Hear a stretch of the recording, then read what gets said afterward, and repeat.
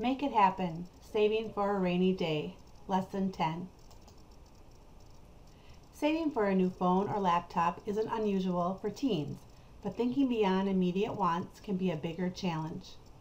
In this lesson, you will be introduced to the concepts of saving for an emergency and other long-term expenses such as college, a home, and even retirement. You will learn the benefits of saving for a rainy day and explore various savings and investing strategies.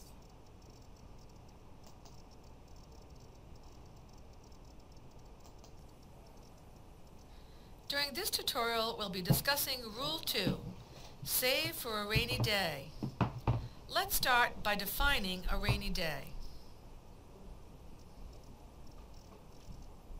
A rainy day in the financial world is an expense that occurs outside of our normal monthly expenses. Rule 2 helps you prepare for those bills that don't come every month and for those unplanned expenses that are as inevitable as, well, rain. If you don't spend all the money you have budgeted in a specific category during a month, Rule 2 rolls the category balance forward to the next month in the same category. But before we look at how that works, let's discuss the two types of rainy days that we typically have. First, there is predictable rain. We know when it will rain because it was forecast. Car insurance, property taxes, and car registration are all examples of predictable rain because we know when those bills are due. Unpredictable rain is much more difficult to deal with. These are the storms or flash floods of our financial lives. We know they're coming, we just don't know when. Car repairs, medical bills, home repairs are all examples of unpredictable rainy days. So let's take a look at how this works. As you know, Rule 1 tells us to give every dollar a job, as seen here. We budget a certain amount of money to each spending category. Well, let's take one category and look in depth at how Rule 2 works. In this example, we'll use car repairs.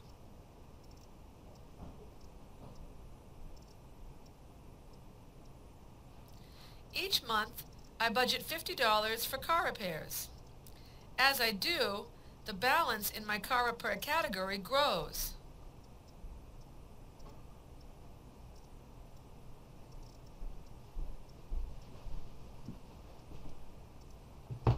When the car does break down, I can easily pay the bill. I have no worries because I know the money is in the bank. This means I won't be reaching for credit to solve the problem, and that's very empowering. Now, people often ask, in YNAB, what happens to the money when the month rolls over? Nothing. It stays right where you told it to in the same category until you need it. Rule 2 eliminates all the crazy ups and downs in your financial life, allowing you to save steadily for those rainy days and reach your financial goals. So a quick thought, what do you think the phrase saving for a rainy day means? Go ahead and write down your thoughts. As we discuss some of the questions, I want you to write these down so you'll be ready for our discussion. Why is an emergency fund important? What do we gain by being prepared for the unexpected?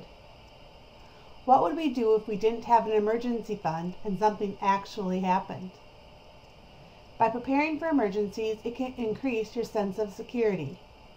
You won't have to wonder, how am I going to pay for that emergency, whatever it might be? Also, think about what other long-term expenses might you incur in the future. Are you planning to go to college?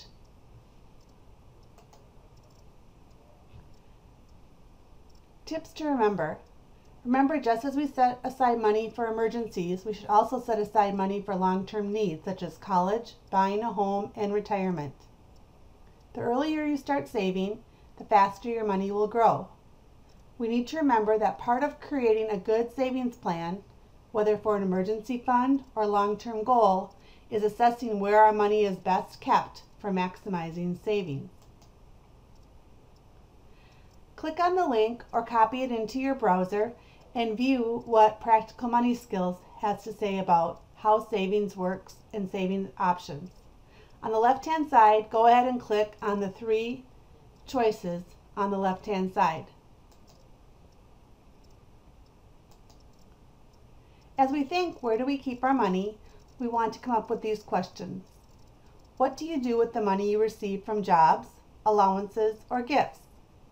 Do you spend it, save it, keep it at home, deposit it in a bank account? What choices will you make in saving your money and why? Where to stash your cash. Not all banks or savings accounts are the same. We have many choices. When it comes to savings and investing our money, there are many choices for us to look into. What I'd like you to do is click on the link and watch your money grow. Go ahead and choose a dollar amount you'd like to save each month, and maybe choose the interest rate to be about 3%. And click the button and watch what would happen if you were to invest that amount up until age 65. As we get into completing the worksheets, Where to Stash Your Cash, Lesson 10, Student Activity Sheet 1, there are several different choices when it comes to saving and investing your money. Understanding your options will help you make more informed decisions. Study the table on the worksheet to familiarize yourself with different savings and investment strategies. We will cover these a little bit more in class. Also, you can look at different student tips. When assessing the pros and cons for each savings option, remember to consider minimum opening balances, contribution limits, service fees, withdrawal or penalty or restrictions, interest rates, and if there's other risks that could be involved. To get you started, go ahead and click on these 2 links and find out a little bit more about your banking needs.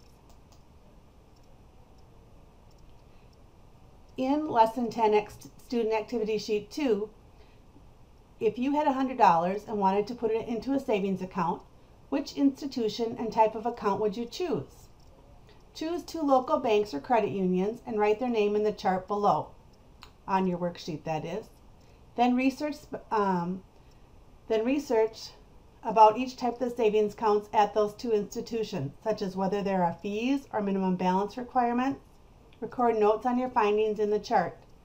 Based on your research, which bank or credit union would you choose?